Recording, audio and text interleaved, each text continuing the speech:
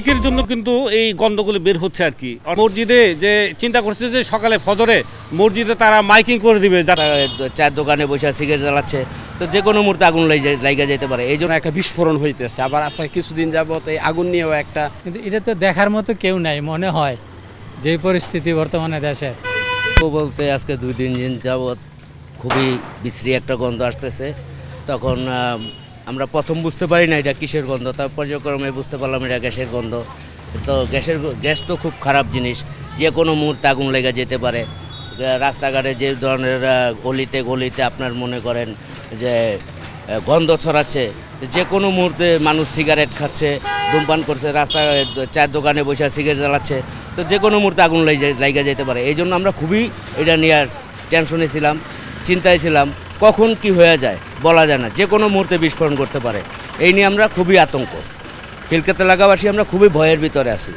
সকালে পাকের সময় বলতেছে যে গ্যাসের গন্ধ পাই চুলা সারার আগে, এটা প্রায় বাসাতে হচ্ছে। তবে এই জিনিসটা মানে কী কারণে হচ্ছে এটা তো বলতে পারতেছি না। এটা অবশ্য গ্যাস কর্তৃপক্ষ বলতে পারবেন যে কী কারণে এই জিনিসটা হতে পারে। যেমন অনেক জায়গায় গ্যাসের লাইনে বুদবুদ করে বাইরে হচ্ছে গ্যাস, এটা হতে পারে। যেমন লামি এডেনের সামনে আছে অনবরত বাইরে এরকম, ওইখানে গ্যাস হাঁটতে গেলে দেখি ওইখানে পানি ভরে থাকে, বুদবুদ বাড়িতেছে গ্যাস। কিন্তু এটা তো দেখার মতো কেউ নাই মনে হয়, যে পরিস্থিতি বর্তমানে দেশের।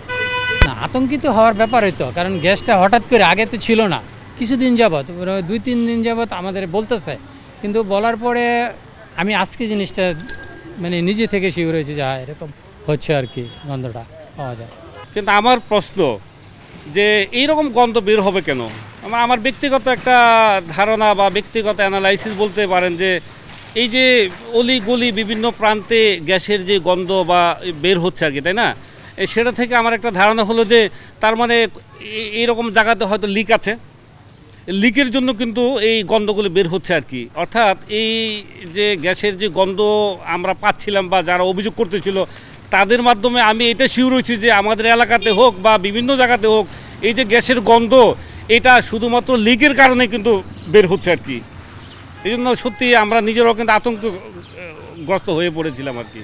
আমি আমার ওয়াইফকে যখন এরকমই আমি প্রথম শুনতে পেলাম আর কি, আমি তাকে বলছি যে এই পাকের রুমে যেও না, পাকের রুমে গিয়ে তুমি ওই দিয়াশলাই বা ম্যাচ দিয়ে তুমি এটি করুন আর কি, কারণ বলা যায় না কী হচ্ছে আর কি। মসজিদে যে চিন্তা করছে যে সকালে ফজরে মসজিদে তারা মাইকিং করে দিবে যাতে তারা সতর্ক থাকে। রাজধানীবাসী হিসাবে তো এটা আমরা আতঙ্কের মধ্যে আছি আর কি, যে কোনো মুহূর্তে একটা গ্যাসের দুর্ঘটনা, একটা বিস্ফোরণ হইতেছে। আবার আজকে কিছুদিন যাবত এই আগুন নিয়েও একটা সমস্যা হইতেছে আর কি। এই কারণে